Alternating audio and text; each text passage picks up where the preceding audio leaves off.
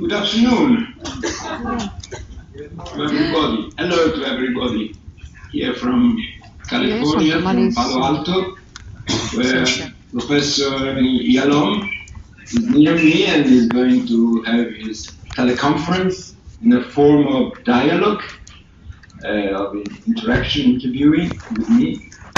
And I feel very honored to be here, thanking him especially to be at me as a guest, and also is willing to be present in our conference about the care for existence.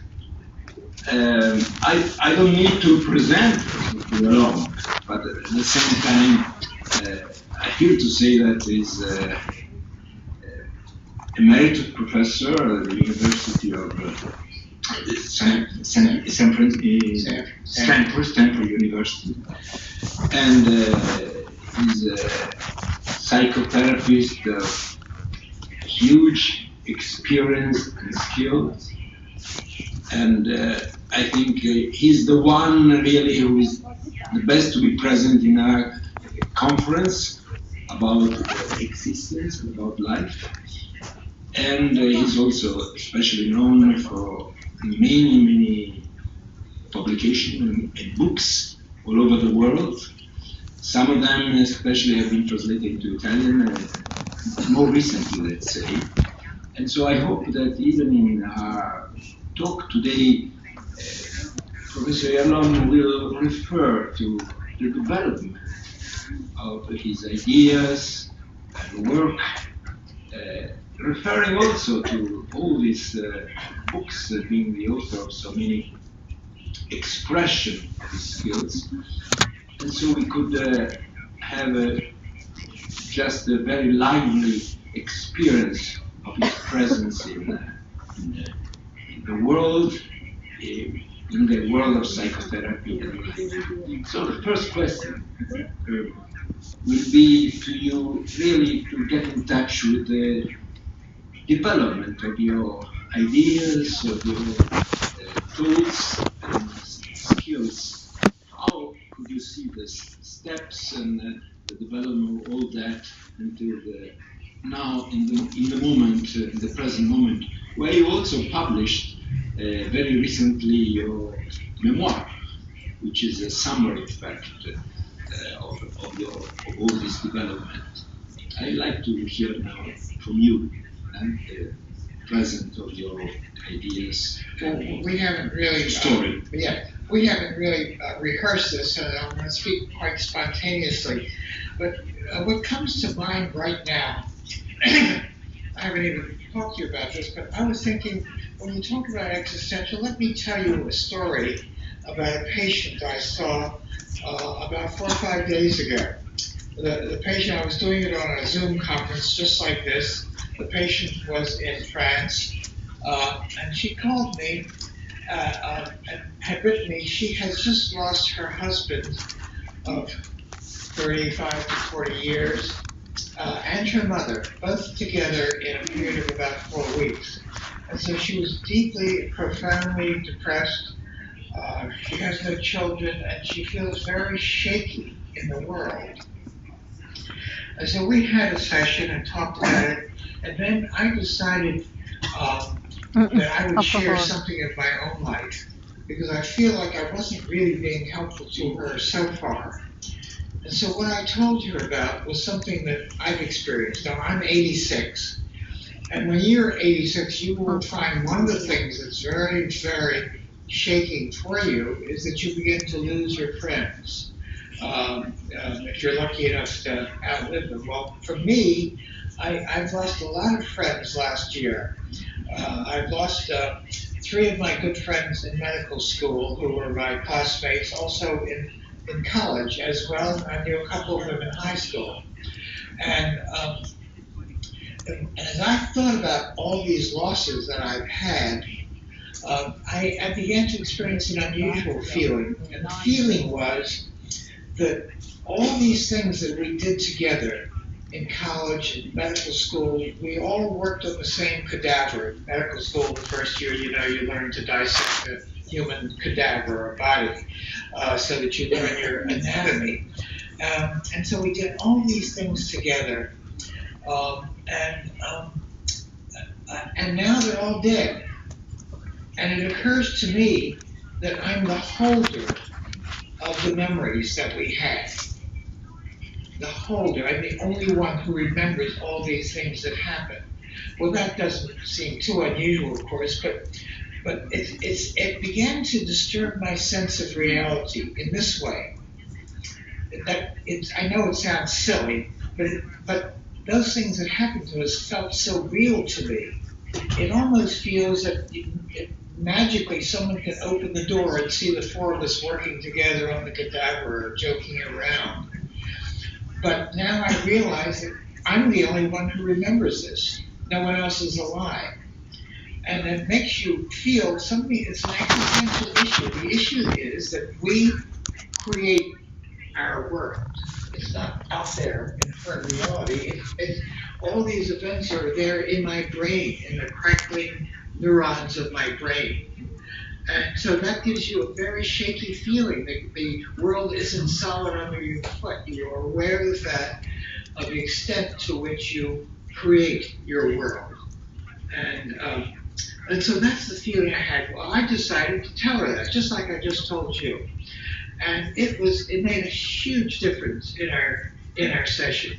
She calmed down, and she felt, and she told me later this, that for once she felt entirely understood, because she is feeling something like that too, only she didn't quite know how to tell me or express that to me. So I'm just free associating to your question of existential thought. That particular example won't be in my existential therapy book because it's something that's just been occurring to me. So, thank you for this lively and important recognition of the creation that we are creating our world. And about memories, I want to refer to a book that very interesting book, a recent one. It's Creatures of a Day. I don't remember too well. Let's go. Creatures of a Day mentioned Marcus Aurelius saying about that we are creatures of a day, where the remembering one, and the one which is remembered fade away. Yes. And what remains is that we are creatures of a day. Right. How can you develop this point? Because in that sense, memories seems to be condemned to loss, but we remain as creatures. Right. Yeah. That's very fixed. That's exactly what I was saying. That we're the holder of these memories. It is existential. That's in an existential sense. And Marcus Aurelius is a wonderful character to read. You know, when I started my work in psychiatry, I learned all the current theorists. I learned about Freud and Jung, and I began to believe that our field of psychotherapy and psychiatry really started in about 1893 or so, when Freud and Breuer first wrote their first book, when they reported on the case of Anna O, and they published a book called Studies in Hysteria. And we're taught that's the beginning of our field. And I found that kind of interesting. But then, in my first year of training, a book that was very important for me, I don't know if it's translated into Italian, but it was by Rollo May, and it's called Existence. Is that in Italian, you know? Yes.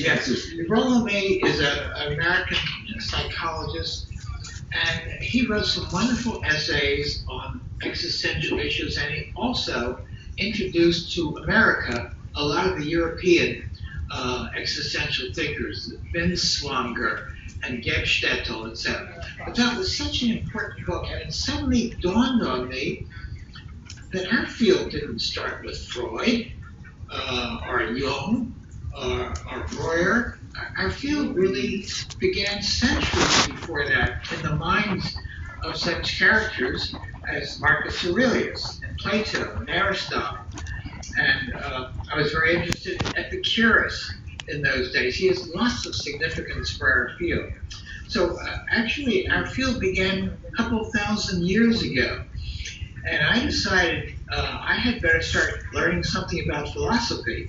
I took a straight science course in medical school and in college, but I began to think I needed an education in philosophy. So I started when I was a psychiatric student, a resident in America. You go to medical school, you go to you have an internship, and then you take 3 years of psychiatric training. It's called a residency. I don't know exactly what the term is in Italy. Residency. The 3 years of specialization. Yes, specialization. Yes, specialization. And so I began learning about philosophy, and much later, after I was in the field for a number of years, I decided I was going to try to put these ideas together and write a book for the English-speaking audience, and I called that Existential Psychotherapy. So it was a textbook that I wrote. Not translated into Italian. Not in Italian. No. Oh, that's sorry. Maybe if you say a bit more about that Yes. for the Italian people to be precious. Well, what I did was to thinking about all these thoughts, I began to think which of these ideas were extremely important for us. For example, Epicurus.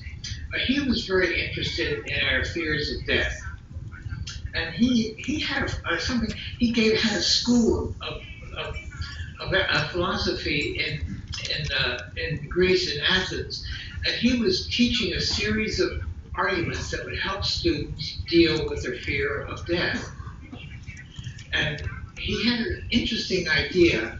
His idea was that where you will be after death is exactly the same state of being as you were before you were born. In other words, there's a state of non-existence, there's existence, and then there's post-existence. And the two states before and after death are identical. We don't worry about it. But before you were dying, it's exactly the same state. It's called the symmetry argument in philosophy. Lots of philosophers have argued about this. I personally find it giving me a good deal of comfort. So I decided that I would read all the philosophers who wrote about existential issues and then try to write a textbook for psychiatrists about that. And I divided it into 4 parts. I divided it into the 4 existential issues that I think we face sometimes. One of them, the main one, of course, is death. Many of our patients are terrified of death. Of course, we all are, so I'm not happy about that. But some of them, it begins to haunt them. They begin to have nightmares. Every nightmare is a dream about death and fear of death. So I knew that was going to be the most important part of my book.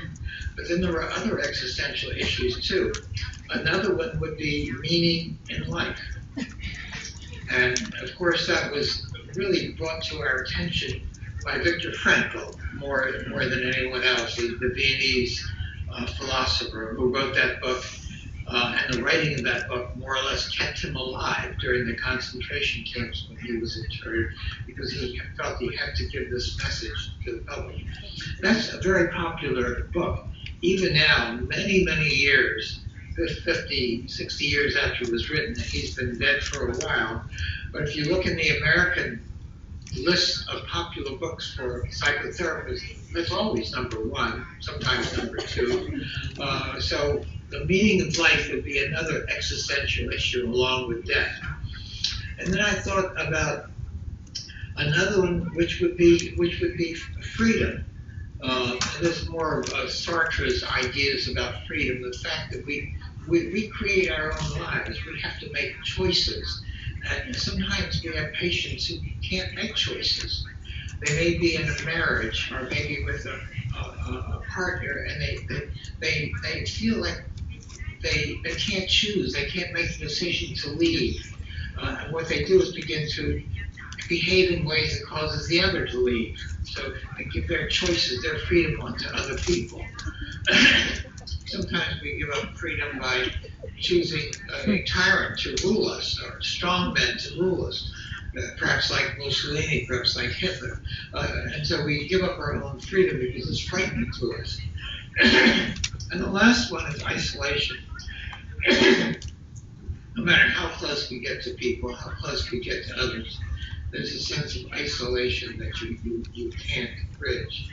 And the idea of creating our own world that I just told you about that story, that's a kind of isolation from world, because we realize the world's not hard to fix it, we've created it. So I spent some years writing that book.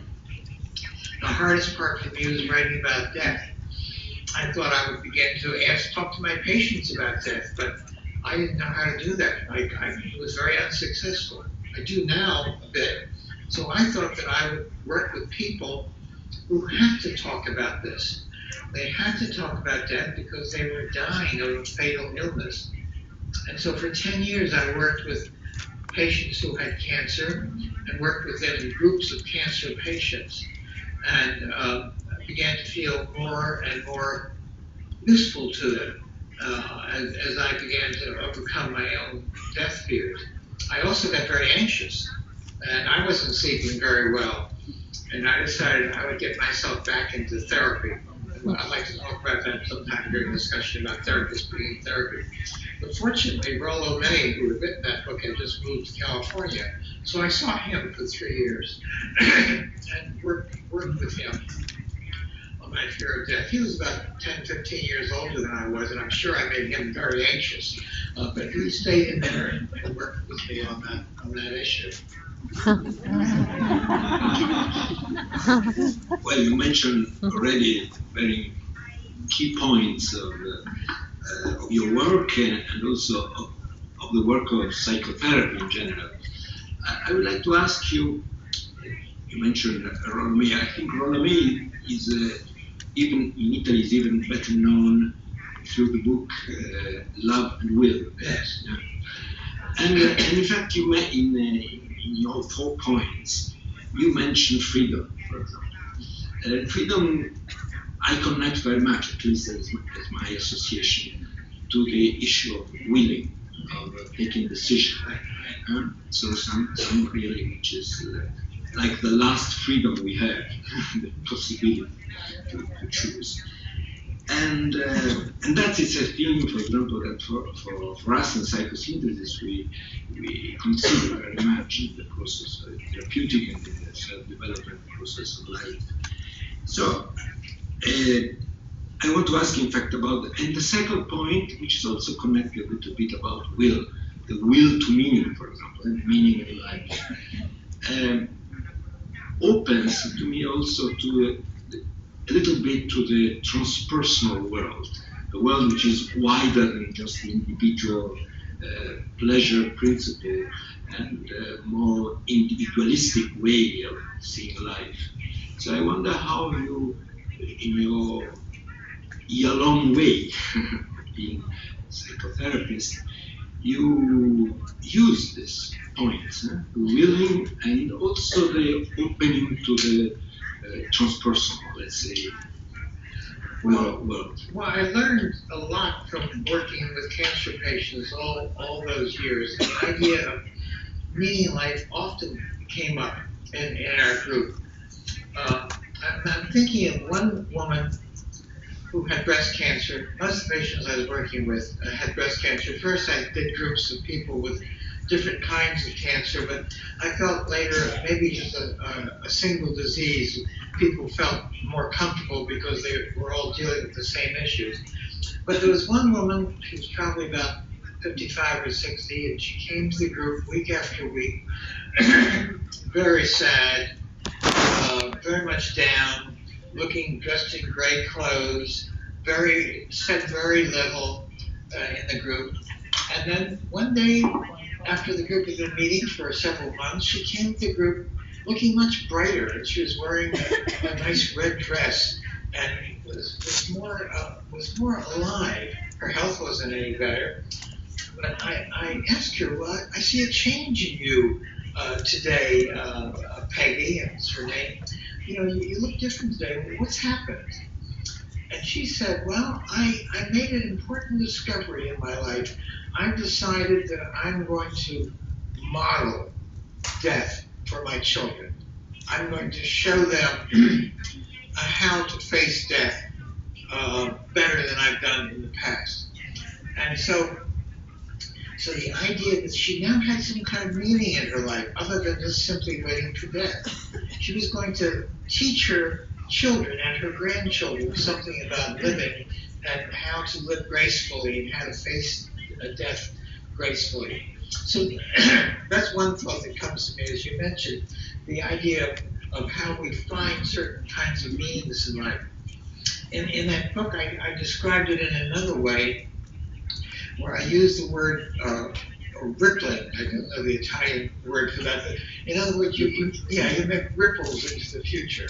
Just like you throw a stone into a lake and then it has ripples. Little waves. Little waves. Ripples on the, right. And so that's an important meaning of life for others. It is for me.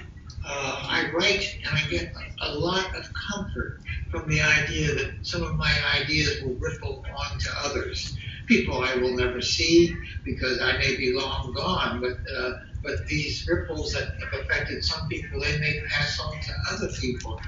And for me, that's an important part of meaning in life that I've arrived at. Something that will be around, I hope, long after I'm gone. Yes, that's a key point. And that opens also to another of the 4 issues in the existential system you mentioned, isolation.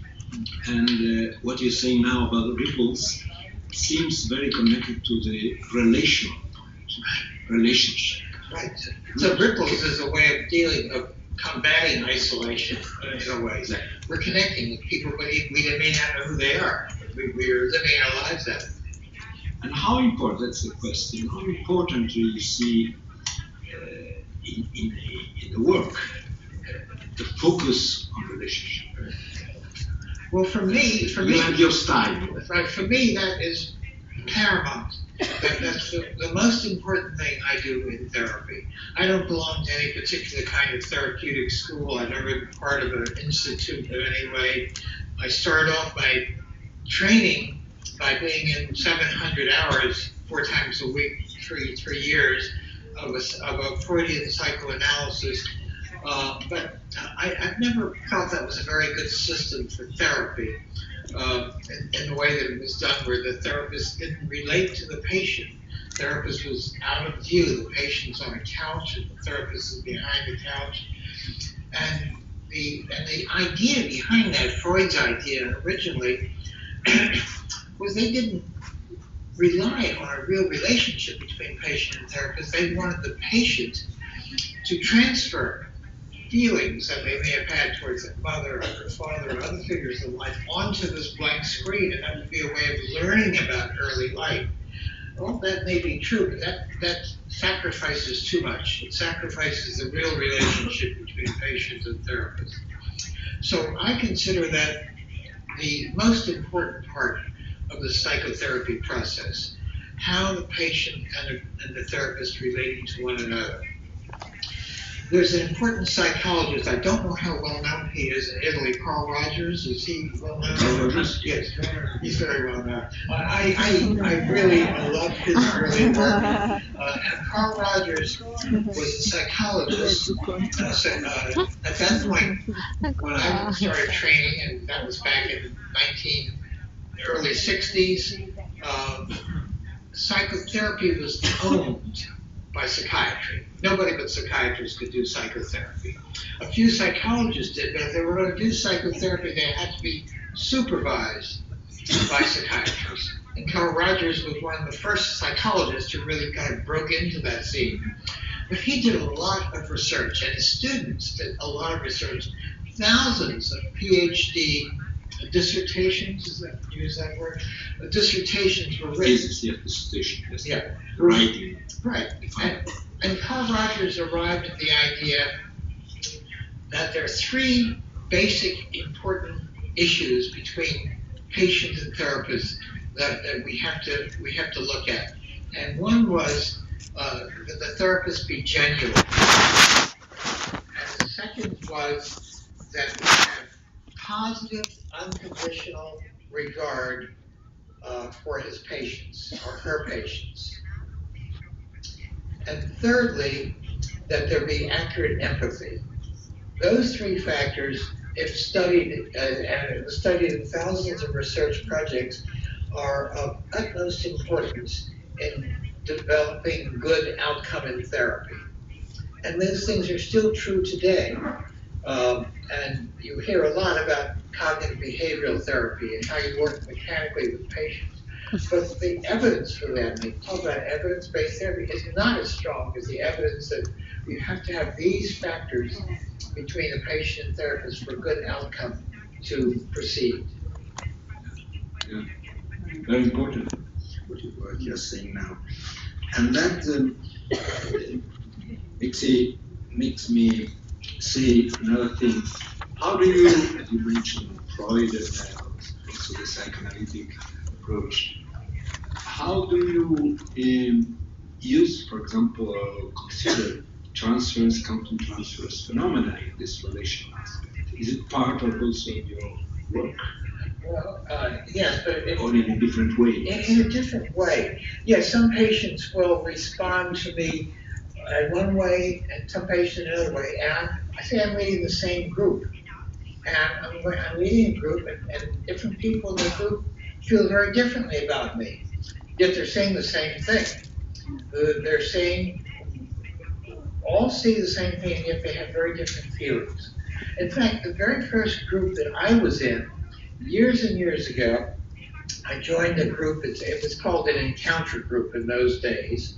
The leader of the group came into the group. In the first meeting, she says, this was a 10-day group, a 10-day experience, where this group was a major part of that.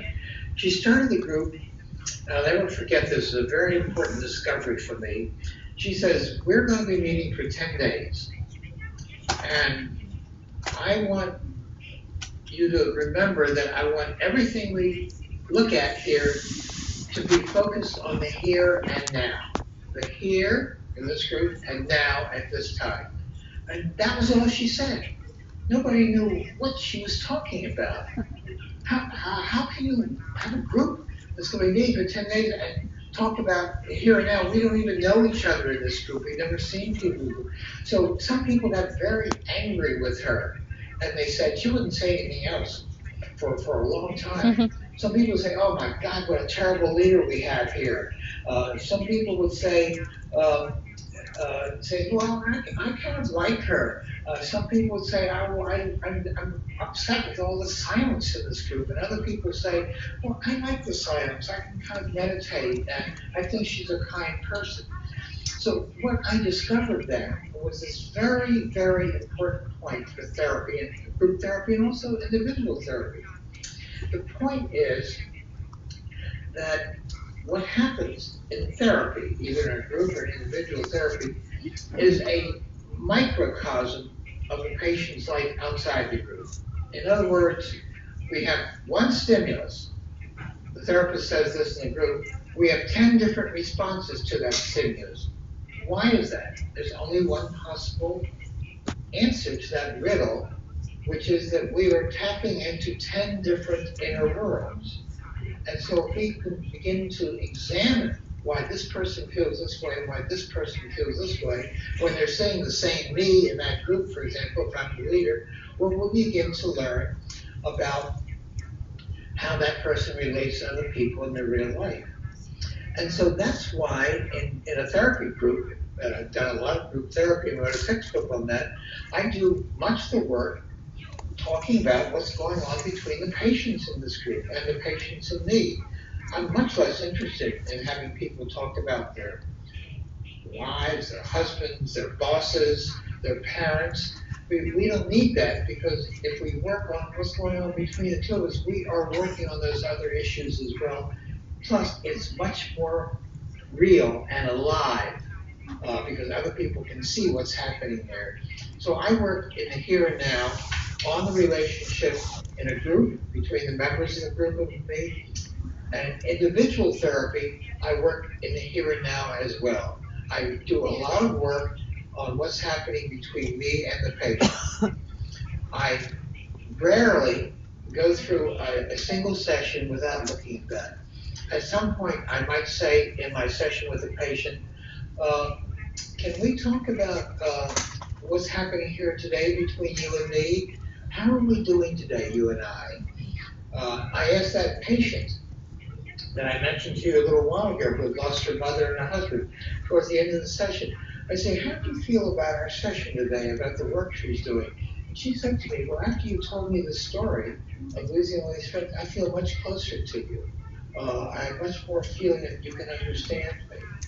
And so and then if I feel things aren't going very well, I might say, you know, I have a feeling in the last 20 minutes or so that I feel we're much more distant than we were at the beginning of the meeting. Do you feel that too? And we talk about what's happening. So interpersonal issues are extremely important for me in psychotherapy. That's in fact it's the relational aspect that you Right. Really is like one of the key points of your style. Right. And what you're saying in fact about relationally and focus on interpersonal relationship in therapy and life brings me the point of connecting again to the existential psychotherapy book, where you, in fact, very clearly, I would say, that I want to ask you even more now, you combine the existential perspective and issues together with the psychodynamic aspect. I consider you, I don't know if I fits well in, I'm right in considering this style, a very good blending of psychodynamic tradition in some way, which doesn't mean to be Freudian, to be connected to a special style of psychoanalysis. Even if psychoanalysis also has developed many different styles also since Freud on. But you also keep that sense of the importance of the unconscious phenomenon and dimension. And to connect that to the here and now doesn't mean to diminish the importance of unconscious, but to make it lively in the encounter. And connecting to the existence.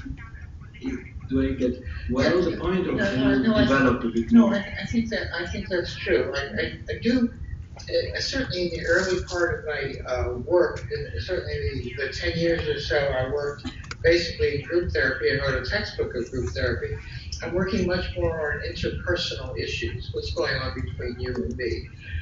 Keep in mind that I developed in my field in the United States, and the major contribution, I think, of the United States to analytic thinking is the interpersonal one.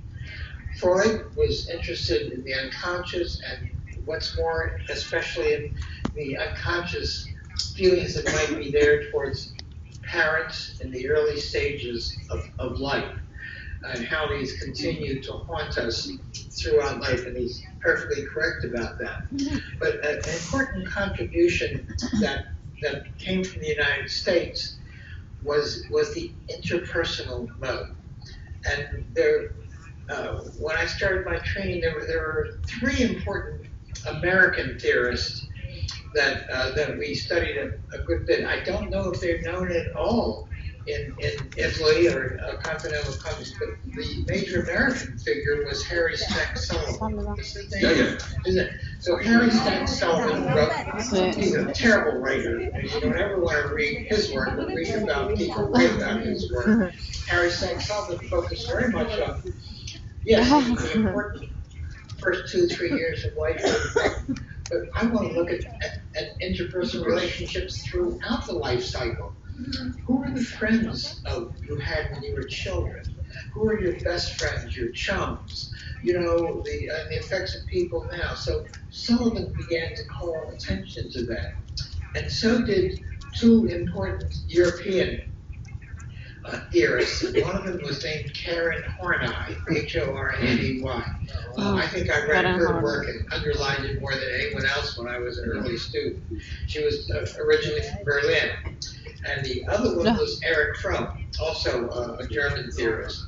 And those are people who focused very much on, in addition to Freud's unconscious, also to the here and now and relations with other people. When we speak of psychodynamics, what that means to me is that we take into account the unconscious.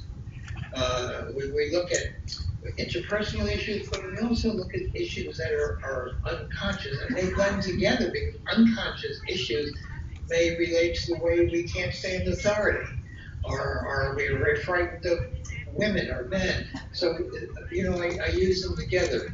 But basically, in my group work, I'm dealing primarily with interpersonal issues. That fits also with our psychosynthesis style, let's say, because in fact we pressure very much that psychosynthesis be considered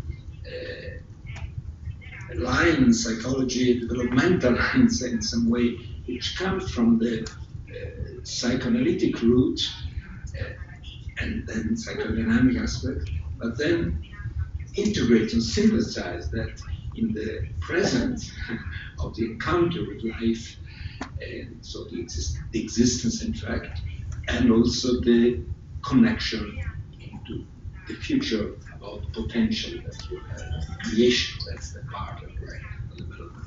So I feel that this important synthesis and connection, integration of past, present, and future is a key issue in the lively aspect of what's happening in the here and now.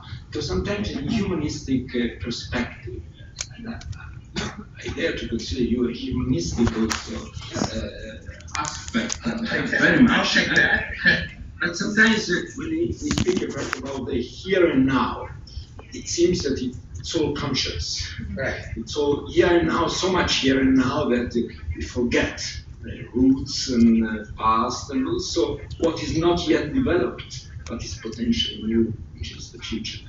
And in hearing you, it seems that you make this combination, which is the creation. Yes, but you're doing it much more openly and explicitly. I think I do it, but I don't really say it or think of it in that way. And psychosynthesis sounds like it's a very explicit, it's open. Yeah, that's true. I don't do this, but I'm doing it automatically, I think.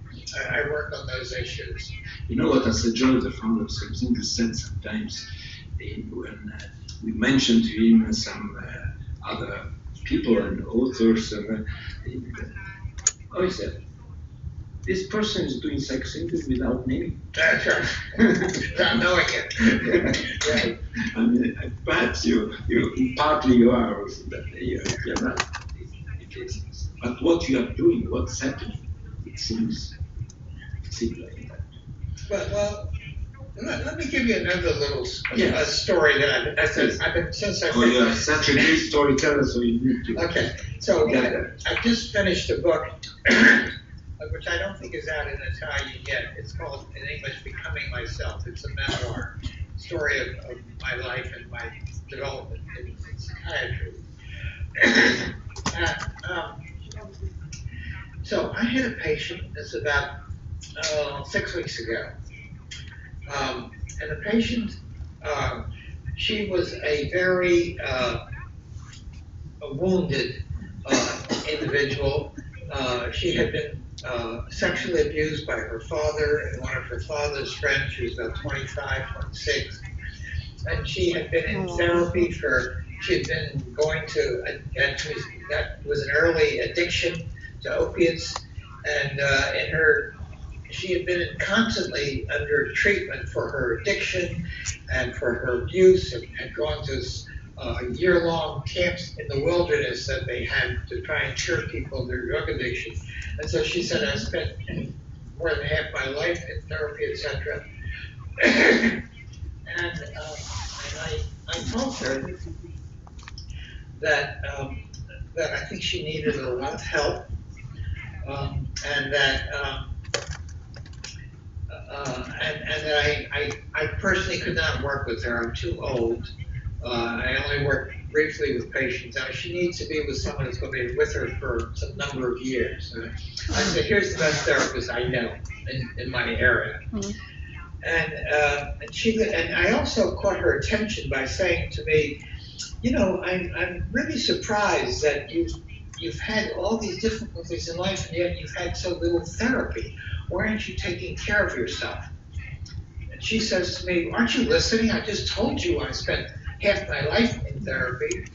And I said to her, I don't hear much therapy. I hear about addiction treatments, and I hear about CBT, cognitive behavior work. I don't hear any attempts to understand yourself or have compassion for yourself. So that made her think a little bit. And so I gave her the name of my colleague, and she got up to leave. She looked like she was listening to me. But then, before she left my office, she thought about, she said to me, thank you very much, you know, but I'm beyond help. I'm beyond repair. I don't know how you say that in Italian. But I'm beyond help. So she left my office. And instead of going ahead and writing a summary of our session like I always do, my memoir had just arrived in the mail. So is it on the desk? Yeah, okay. And it just arrived in my office, and here you can see it. And a few weeks ago, and in there, somewhere early on in the book, I had a picture. Oh, you'll never see it, I think. Nah, I don't think so, but I'll hold it up anyway. Mm-hmm. It's a picture of my home when I was a child. I lived in a very poor neighborhood in Washington.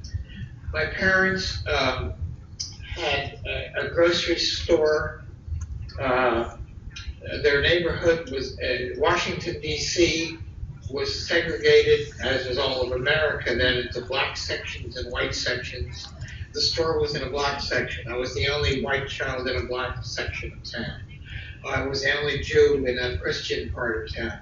So this picture is a very disturbing picture for me to see. But after she left, I was flipping through the book and I was looking at that picture. And this was 5 minutes after she left. And I heard a knock on my door. And she came back into my office and she said, I forgot to give you something. And she gave me a check for our session. I'd forgotten to be paid. And she turned to leave. And then just by impulse, this is a bit of self-revealing. I know it seems drastic for you, but I said, will you come over here, please? I want to show you something. And I showed her this picture of the house that I had grown up in. And I said, I want you to look at this. This is where I came from.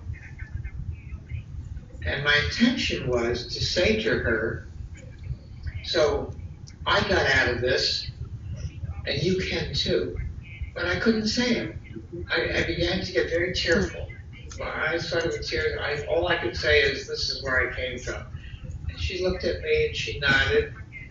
And she seemed to understand. And she said, thank you. And she walked out of the office. When she left, I had a strong feeling that something terribly important had happened to us that day. I had a feeling maybe this is going to change her life. I don't know. And I found out later that, in fact, the next day she called me to have another appointment. She wanted to talk about this colleague that I had referred to, and she did follow through, but start with him. And I hope it's going to be helpful to her. But the story that I'm trying to tell you is that why did all those tears come to my eye? What was going on? I don't know why exactly. And then about 2 weeks later, a group of students who were getting a master's in marital and family disorder, MMT in the United States. It's a counseling degree. I don't think it's present in Italy, but they're the major therapists, a number of therapists are counselors in the United States now. Right, and so a teacher called me. It was and said he has a class of students who are finishing their training, and he wonders if I'd be willing to meet with them for an hour. They were to a university about 2 hours from here. I said, yes, I'd be willing to do that. So they came to my office. I met with about 12 of them for an hour. And I told them about this patient. And I started to tell them, I showed them this picture. I started to tell them the story. I couldn't tell the story. I started to weep again. So these tears came to my eyes again. And that went on. And I told other people about it. Where are these tears coming from? It's part of my deep unconscious. It may be pre-verbal. But I couldn't get through that story. And here I'm telling it to you today, and I'm feeling the tears deep down, but they're down. They're not coming out like that. So I did a lot of work with myself to try and figure out why this inability to tell this story, what's going on. So here's an example of me working with something that is clearly unconscious in my heart. And this picture just brings it all to fore. So this is an example of my discovery, and I continue to work on my own unconscious. And what you are mentioning now also is connected to the importance, that's another question, of family traditions and how they can be also taken into account very much. Right, family tradition, yeah. And you give importance on that. Right, and there's a whole school of, and it's true, and I know in Italy, in fact, I met a couple of Italian therapists just a few weeks ago who are in the United States giving weekend workshops on multi-generations, having parents and children and sometimes grandparents there all in a weekend. They have about 20 people there from several different families. So family therapy is another important addition to our working here. In Palo Alto, where I live, one of the originators of family therapy named Virginia Satir. I don't know, personally known in Italy, Virginia Satir. Yes, Virginia Satir was here, and I know that family therapy is important in Italy too. Is that yeah. So there are all these different approaches to therapy, and I think, for me, it would be a mistake to join one and focus extensively. I think we need to be knowledgeable of all these approaches and use them as they seem appropriate. For some patients, existential approaches are very important. They're having dreams about dying. They just had their 60th birthday and they're terribly depressed about being 60. It's a marker, whatever. And other patients, we need to work with marital issues. And other patients, like me, for example, we need to work with childhood issues and my relationship to my parents. We have to be able to work with all these. But let me say something, I think, that pertains to all therapists. You and I were talking about this earlier, which, if you were to answer what's the most important thing in the training of the psychotherapist, I would say to you, is to get into therapy, is to get into personal therapy of your own. I think it's a terrible mistake for any of you to finish your training and not having had personal therapy. And I consider it exceedingly important. And personally, I take it a lot further than most people.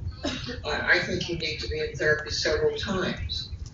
In fact, throughout my career, if I find that I'm reaching a point where I'm very anxious or not sleeping or perhaps a bit depressed, I consider it a great opportunity to get into therapy, although I like to do it with another school.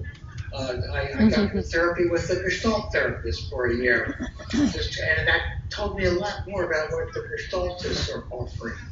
Or work with an interpersonal therapist, and I could find out more about there. And I mentioned I had a couple of years with Rollo May. So I think you ought to be in therapy several times in your life. But there's one other point that I want to mention, and this will maybe be, I don't know, this may be unusual for you, but I have been in a group of other therapists. About 25 years ago, a therapist who once my student called me and says, you know, a couple of us were thinking we'd like to start a group for therapists. It's kind of a therapy group for therapists, only there's not going to be a leader. Would you be interested? I said, absolutely.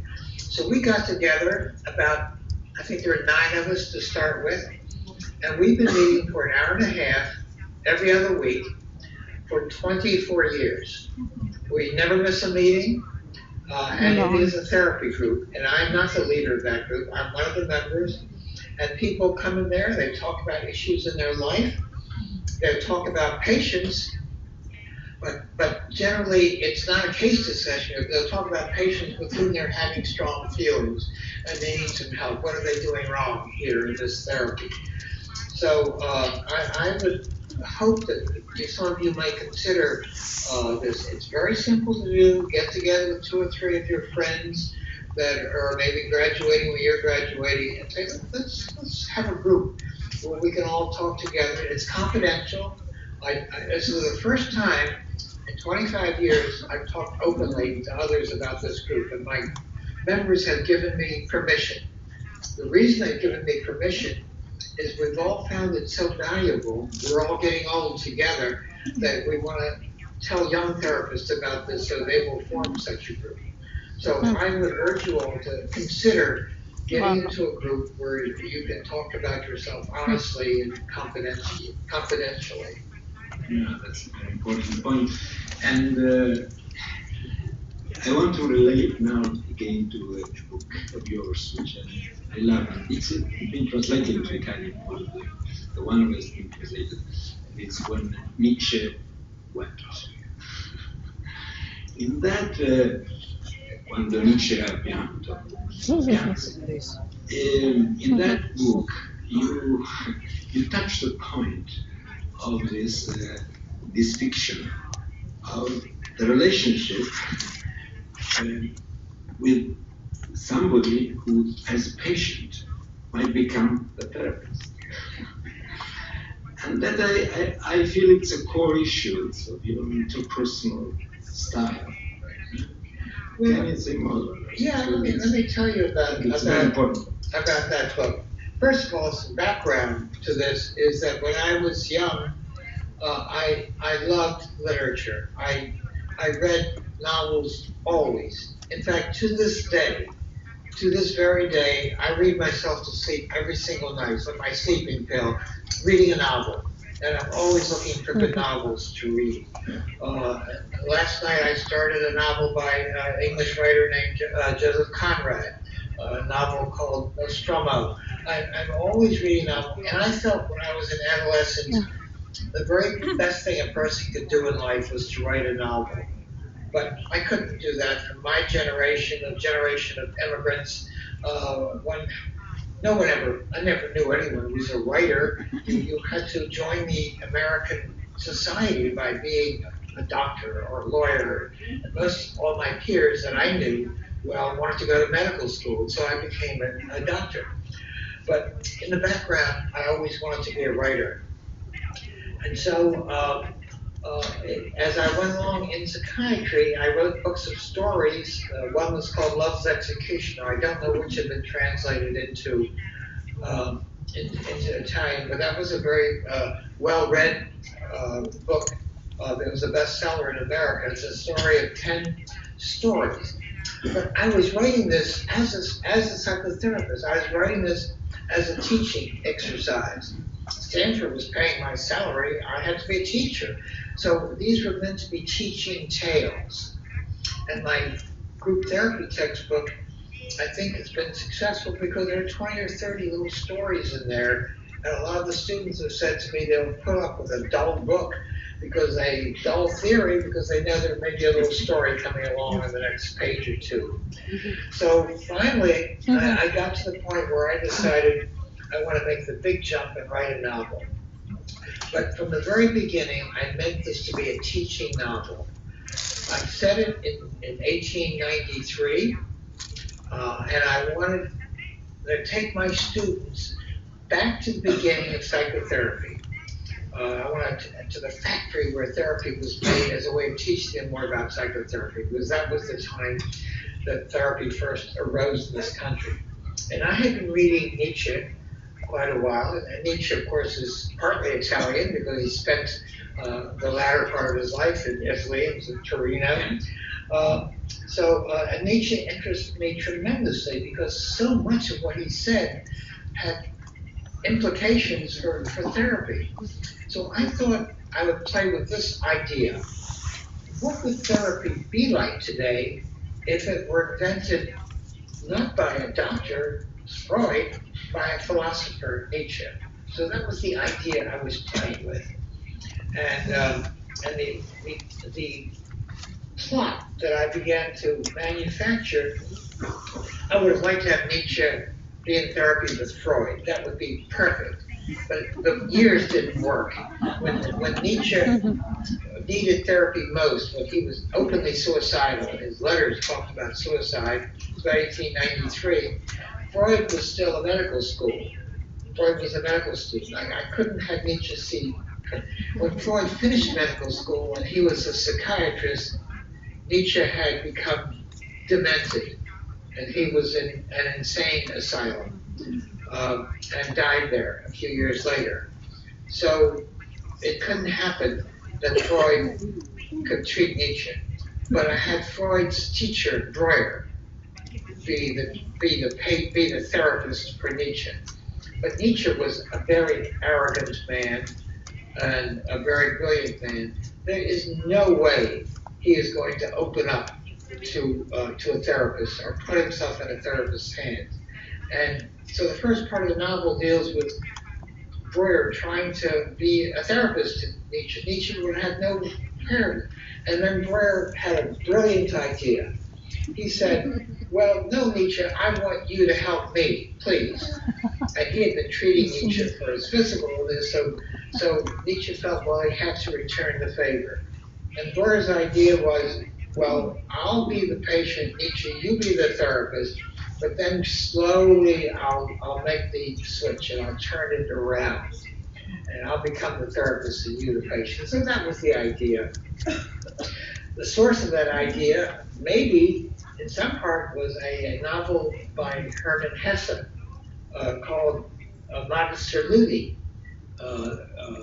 Also, the Beat Game, I think another title was the Beat Game, something like that, where the Beat Game, yeah, where there were two healers and one of them wanted to visit the other. And the other took care of him, but at the end of his life, he acknowledged that he was on his way to see the other. So who's going to be the healer and who the patient? So that was the general idea of the Nietzsche novel. I loved writing that book. It was a divine book for me to write. I went on sabbatical. One of the great, in the United States, one of the great advantages of being a university professor is that every 7th year you can take the year off. You get paid for it, and you can go do anything you want. So I went to the most isolated spot I could find in the world, to the Seychelles Islands. My wife and I went there, and I began writing that book, and she was working on a book of her own. So anyway, that novel was one of the great experiences of my life. Because in that novel, in fact, as you are saying now, you touch the very key point of the therapeutic encounter, where is in fact the issue of who is giving and who is receiving, right? And the act and the interpersonal being together is who is healing whom? That's right. There is the healing for both. Yes, and it brings up the issue of how open the therapist should be, how disclosing the therapist should be. I'm way over on one end of this level. Some therapists, the old Freudian analysts, reveal nothing of themselves. And some people reveal some. I tend to reveal very much of myself. If patients ask me questions, are you married? Or do you have children? Or have you seen this movie or read this book? A lot of therapists won't answer that. They refuse to. But I think, what's the big deal? Of course I'll answer these questions. And so I tend to be more revealing about myself than most. And I have always found that the revealing I do, like my telling this patient, I had lost 3 of my good friends and my sister last year. It always adds to therapy. I've never found it taken away. Now, therapists are frightened of this, and they disagree with me terribly because they have a fear. And the fear is, well, if you start to reveal yourself like that, patients will ask more and more. They'll begin to ask you, well, tell me about your sex life. Or when did you start to masturbate, or things like that. And so we worry about that. But that never happens. Never happens. And if it does happen, we therapists have a absolute perfect way to respond to that. And that is that we focus on, in English we call it process, by which I mean we focus on what's going on between the therapist and the patient. So if patients ask embarrassing questions of you, you look at process and you begin to wonder, I wonder, tell me about, it seems to me you're really devoted towards trying to embarrass me. What's happening here? What do you do this for? So we work on process. You never have to answer such questions like that. So I reveal a good bit of myself, and I feel it's always for the good. Because you're part of the process. I'm part of the process. And the process is a process orientation attitude. Excellent. Which is the juice of your way of working. We agree exactly with that. And then the title, in fact, of your last book, Memoir, Becoming Myself. Right. Means process. Yes, right. Also, developmental, becoming. That is a curious story about the title of that book. Actually, I love the phrase of Nietzsche's that I remember very clearly. And here's the phrase that he used. I have to translate this way. It is. Let's see. The phrase was that life? ? Well then, once again. It's a strange phrase. Was that, I don't know the German. Was that life? Well then, I'm going to live it again. In other words, I loved life so much, I want to live it again. My publisher thought that's a crazy title. She wouldn't have anything that wouldn't allow me to do. So then I wanted to think of Nietzsche's statement, which is a related statement. Nietzsche would say, become who you are. And that's very important for therapy, I think. Become who you are, become genuine. So, but that doesn't work as a title very much. The publisher wouldn't accept that either. So eventually I changed it into Becoming Myself. But the title really has its roots in Nietzsche. And this title also entitled you to be really so much part of the work here in Florence in this conference about existence. Yes. Because becoming and myself also touch this very important issue in psychotherapy, which is in fact the self, essentially who you are. Right. Myself. Yes. Self. And in that self, you're also really connected to all the other selves of life. And this is the point.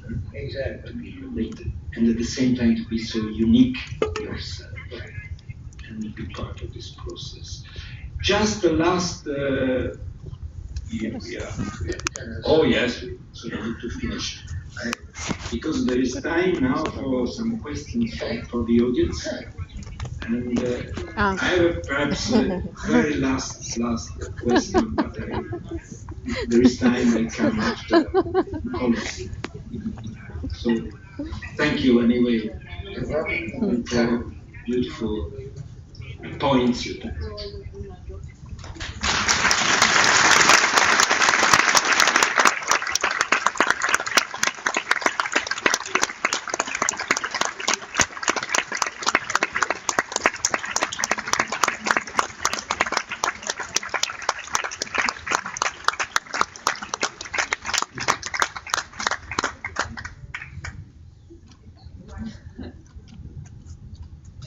If I talk, I can't see them. You're a beautiful vision, and it's good to see you both. And good morning, Professor Yalom. Ciao, Massimo. Good afternoon to you. I'm sorry, I'm not looking at you while I'm talking with you, but that's okay. Well, I see you looking at me. But I don't see you looking. I'm not looking at you, but anyway. Because I'm looking right into your eyes. Very good. Well, I have two questions. One is from a colleague of mine and the president of our Psychotherapeutic Society, Carla Fani, and then I'll have another one from myself. The first question from Carla is the following. If you conceive a cycle of sessions as one single session, how do you connect? Is there a special way in which you connect each session with the other ones? Well, I do in my own mind in this fashion. As soon as the patient walks out of my office, I do a summary of the patient. I do this much more now than before because my memory's not as good. So I use a dictating thing on my computer called Dragon. I'm not sure if it's used in Italy, but I dictate a whole page of what happened in the session. I've always done that in the past because I use it in my writing, but now I do it in my memory, and I never fail to read that over before the patient walks into my office next time. So I think of therapy as a continuous cycle, and often I want to pick up from where we left off last time, and keep the previous session very fresh in my mind. So I see it as being a continuous process. And right now, as I say, I'm only doing briefer therapy. I will work with some patients for as long as a year, but sometimes it's just a handful of sessions. My question now. I happened to meet Rollo May many years ago, and it was at the time when he was working on the Divine Comedy, and he knew that I had given some lectures on it, so we had a great conversation, and I was very excited to hear that he was writing about it. But then later, when I saw the book, it's I think in the book of counseling, it's been translated in Italian, I noticed that he spoke only of hell and the relation, and Virgil is the archetype of the therapist guiding Dante through hell. But then what about purgatory and heaven? I never got to ask that question to him, so I'll ask you a similar question. And the question I want to ask is, sometimes people, as we all know, have some beautiful experience of timelessness. And not just being in the here and now, but the eternal now. And it looks like the fear of death, at least for a few minutes or for a few hours or for a few days, disappears. Now, my question to you is, do you think this is for real, or do you think this is just a very elaborate defense against death anxiety? Well, that's a very interesting question. First of all, I never heard Rollo talk about that. I'll say that to you. I had a relationship to him that was very unusual in that after we stopped therapy, we became close friends. It's the only time it's ever happened to me, and it doesn't happen very often. But I knew him very well. My wife and I visited with his wife, and his wife is still alive, Georgia, and I saw her just a week ago. She's living near here now in a residential where older people live. But I visited them very often. We knew one another. Rollo and I had lunch. We often talked about therapy. He always said to me, you know, I felt you wanted something from me that I didn't know how to give you. At times I made him very anxious, he said. And then Georgia, and then later on in his life, towards the end of his life, he began to have temporary episodes where he loses memory.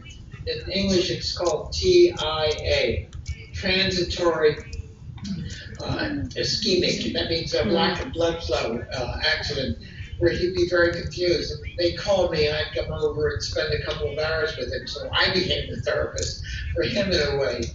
And then his wife called me when he was dying, and we sat with him and his wife for a few hours until he died. And she wanted to wash his body before the funeral. I helped her in that. So I was very close to Rollo. Those ideas that you have, I'll answer that in a strange way, which is that I'm 86 now, and in my 8th decade, it's been a very good decade for me psychologically. I have felt calmer and reaching those times where I felt much more comfortable in the world. And that's very strange, but I think it might be good for some of the audience to hear that going old isn't necessarily a bad thing. For one thing, all the urges that may be pressuring you during your life have disappeared. Schopenhauer said that. Schopenhauer had this interesting statement. In fact, there was a movie made of me called Yalom's Cure by a Swiss group. The last couple of minutes of that, I'm quoting Schopenhauer, and he would say that it's like as you approach into your 80s, it's like what happens when the sun goes down, which means all the drives, the sexual drives, and drives for fame have gotten fainter and fainter, and suddenly you see all these wondrous stars in the sky you never saw before. I like that metaphor, the idea that when the drives lead you, and perhaps you're 80, you understand life a lot, and appreciate it a lot more. Massimo is here with me, and we've been going through my garden. Well, I've been appreciating this garden in the last 5 years than I ever have in the past. I've got about 8 bonsai out there, and I love looking at them, and I'm not thinking about death at that point. I had a bad episode a few months ago. I had a knee operation, and I was very, very sick in the hospital for a month. Then I was very anxious about everything, but now I've recovered from that. Even though I'm not walking as well, I have problems with my balance. I'm quite happy, happier than I've been earlier in life. So old age is not necessarily a time of despair.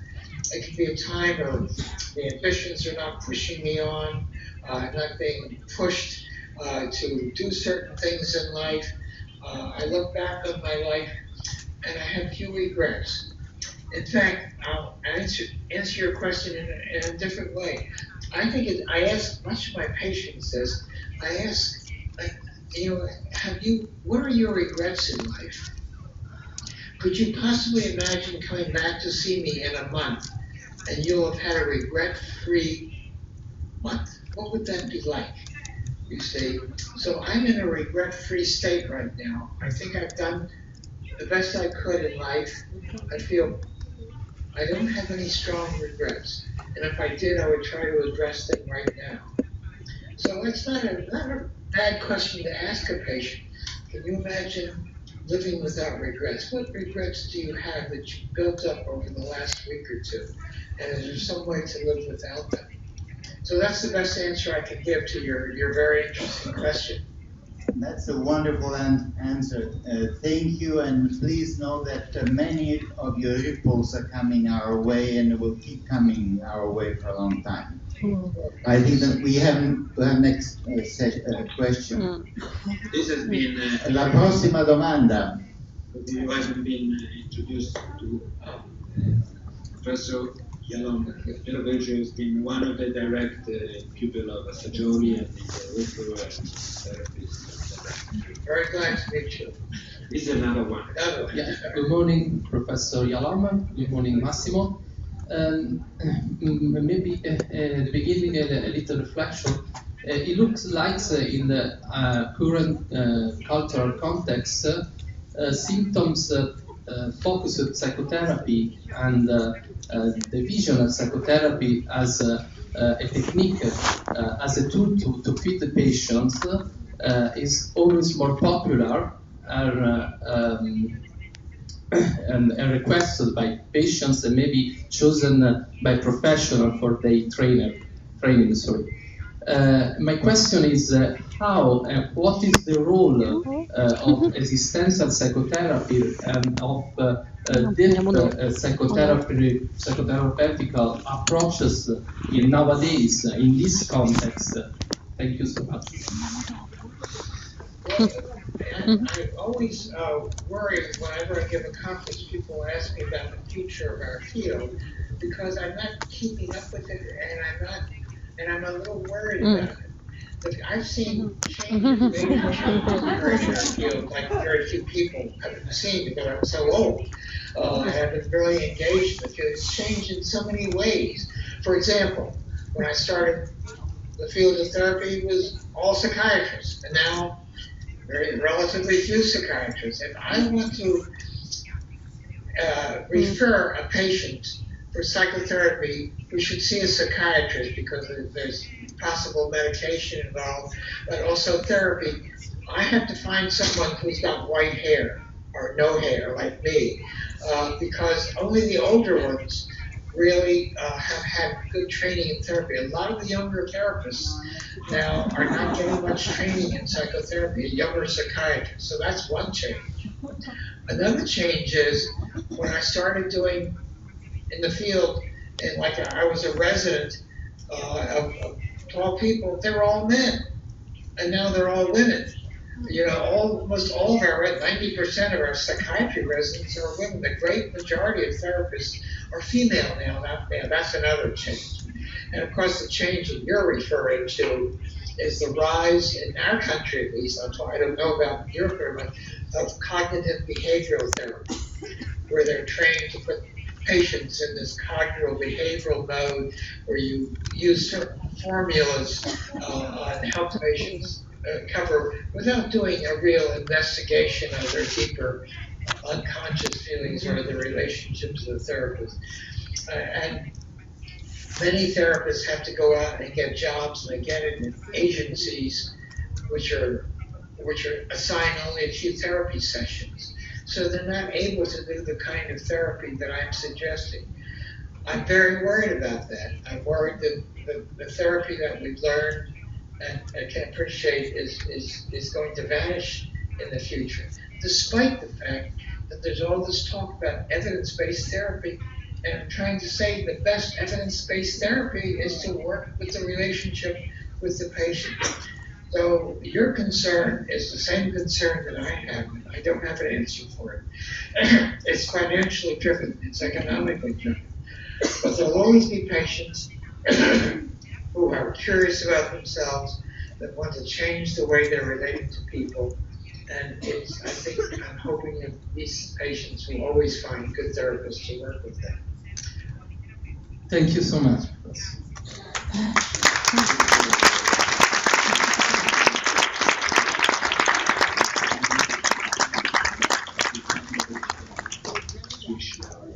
Psychologist. Here's the patient. This is another talking. Yes. Jan Dakido, who is an active trainer and psychologist, psychotherapist. Janet. Hi, Dr. Yalom. Yes, I'm really touched by your being here with us. And you mentioned a movie I saw the other day, which is Yalom's Cure. It's the story of your life, and that's an amazing self-disclosure that can give us hope as therapists. And I had an original question that was about telepsychotherapy, psychotherapy from distance, by Skype, by FaceTime, whatever medias we might use. And I would like to know your take on that. But then a lot of other questions arise. But that will be next time. I come to visit you someday. Well, yes, I can talk about that. I've had a little bit. That's one of the current trends I've kept up with. Things about what I know about that. First of all, I have a group of trainees that I supervise, and we meet in a group. It's another one of the groups I belong to. And a couple of years ago, an analyst who moved from New York came to the group, and she told me she was still doing therapy with her patients in New York by telephone. And I thought, that's terrible. You don't see the client. How can you do therapy like that? And she didn't pay any attention to me. And she says, I'm doing very well, thank you. And now I see that she was quite right. Because what happened then is I was approached by some people who had started a big website in America, which was doing text therapy.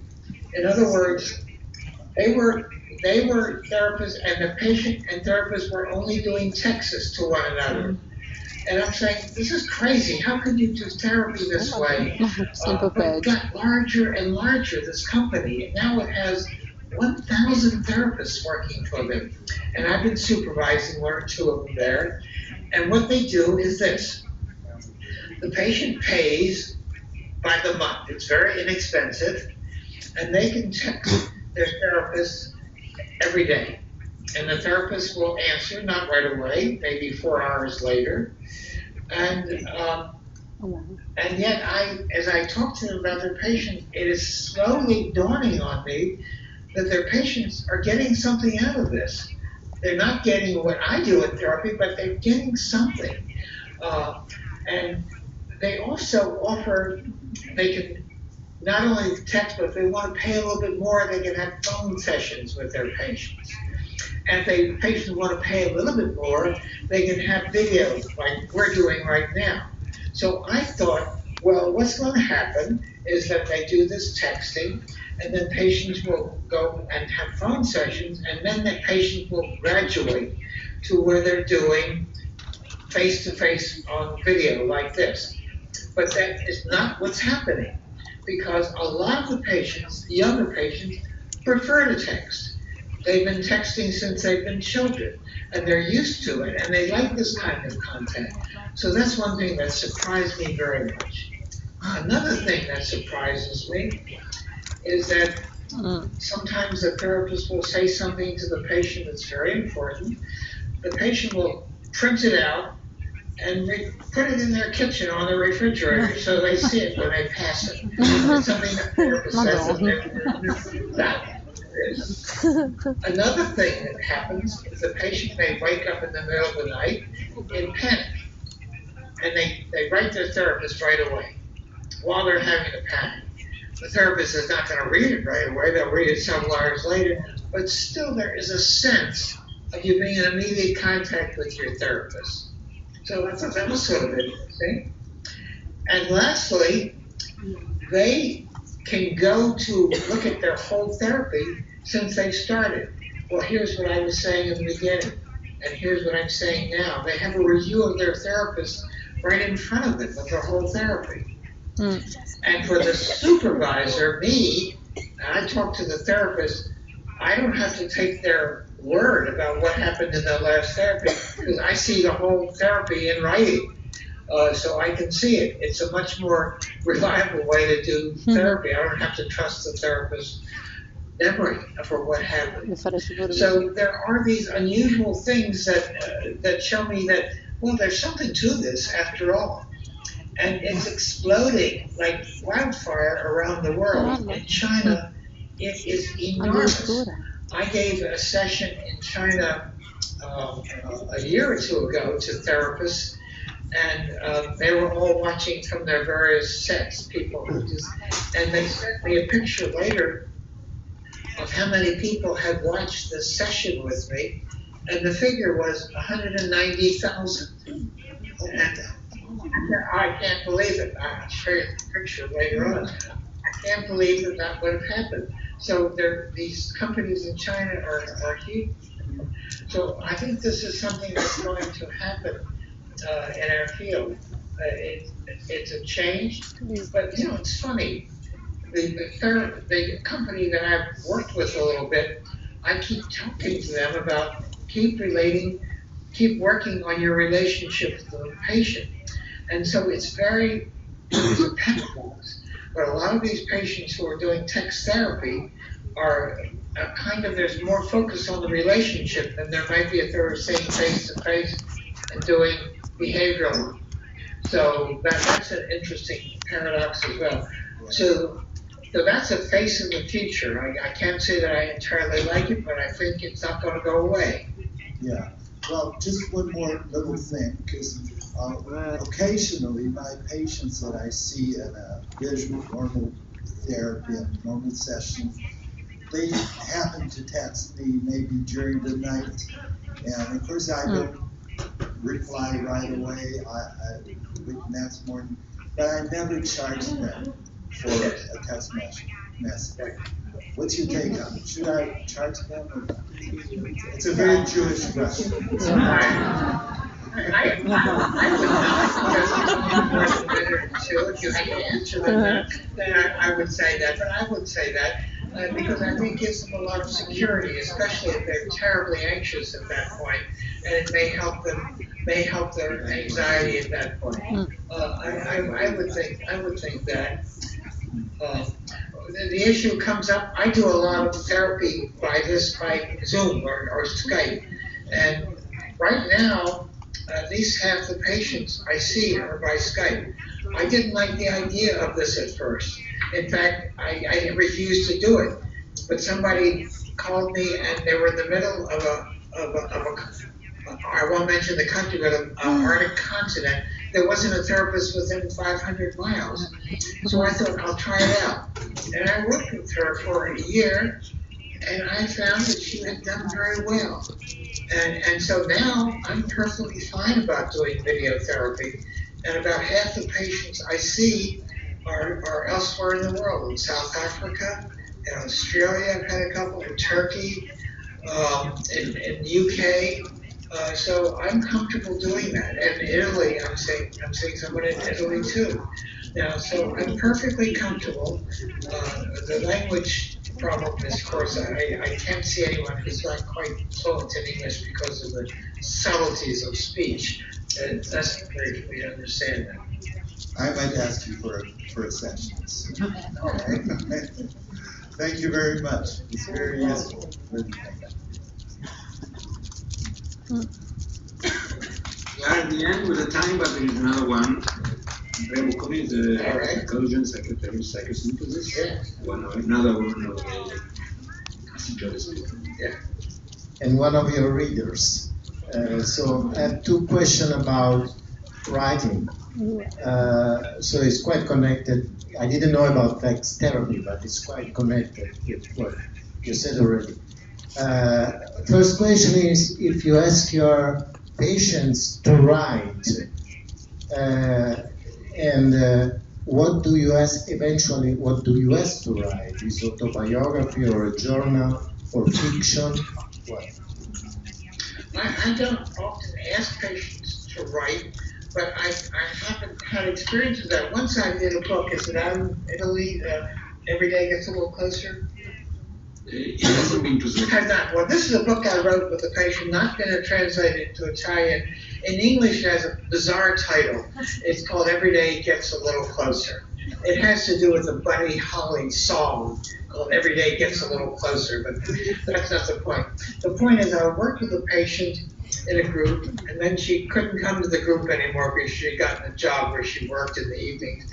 So I saw her individually. She was a great writer because she had gotten a big scholarship at Stanford, writing scholarship, and she couldn't pay for therapy. So this was 40 years ago, I made an experiment with her.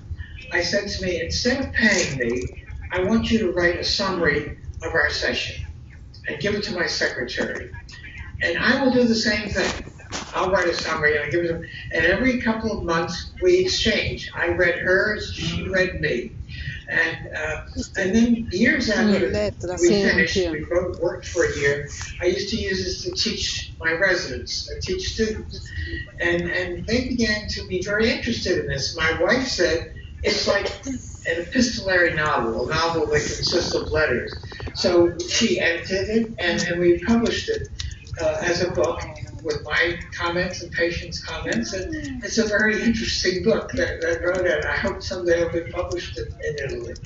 But it was an exercise for me in writing, because I wanted to write up to her standards. And for once, I had to let myself go as a writer. I was writing to her as a writer, not as a therapist. And it was a wonderful experience for me to have. I haven't done it again since then. Except that I also had a practice when I did therapy groups. After every meeting, I wrote a group summary, and I mailed it out to patients. Emailed it out, or at first I emailed it, I sent it by hard mail, where I wrote about what I saw in the group and what my feeling was about the group, and it helped the group. The next meeting, we usually start with people attacking my summary, or disagreeing with my summary, or liking my summary, and it added to the continuity. The groups go best I think therapy goes best if it's a continual session. We keep on working on what we've been working on. So that's been my experience with writing so far. My last question. Many years ago, I didn't take in a patient that asked me to become a patient because she said that she had read one of my books and she had loved it so much and so on. And I thought, there is already too much going on, and I was sort of embarrassed because I remember what I had written. So, speaking about self-disclosure, which is your experience? Because I imagine that many of your patients have read your book or they read your books. Yes, almost 100% of my patients come because they've read something that I've written. So that's true. I've had a lot of experience with that. Now, I want to a real experiment, because here I'm revealing so much of my past that I've never told patients before, very rarely. So I'm starting to think about, that would be an interesting little article to write, and I'm starting to make notes of patients' comments about my past. And so far, the few emails I've gotten from patients have all been positive. It's not been negative at all. So I'll be able to tell you a lot more about this experiment, because the memoir that I've written is pretty heavy-duty self-exposure. I don't think a therapist has written so much about himself in the past and published it. I'm not worried about it. I'm not scared about it. This is who I am. Yes, I had a hard childhood. Yes, I had a mother who I did not like at all. Nobody else did either. But so many people know that about me. It's something I had to overcome, and maybe it's a message to patients. You can overcome that too. Thank you very much for your meeting with us today and for your books.